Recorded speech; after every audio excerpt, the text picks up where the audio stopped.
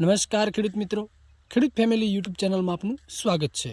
આજે આ એરંડા જે આપણા છે એને 53 દિવસ થયા છે, 50 અને 3 દિવસ। તો આ 53 દિવસના એરંડાની અંદર આપણે 2 વખત ખાતર આપ્યું છે અને 3 વખત આંતરખેડ કરેલી છે।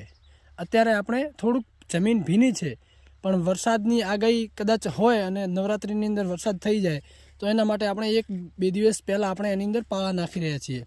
તો અત્યારે તમને દેખાતું છે જે અહીંયા જે વાવેતર છે આ એરંડાનું, એ વાવણીની જે બંને બાજુ આજુબાજુની છેલ્લી ઓળ આવે એની અંદર આપણે વાવેતર કર્યું છે અને વચ્ચે થઈને આખું ટ્રેક્ટર નીકળી શકે એટલી આપણે જગ્યા રાખેલી છે, એટલે કે 5 ફૂટથી 6 ફૂટ સુધીની જગ્યા છે।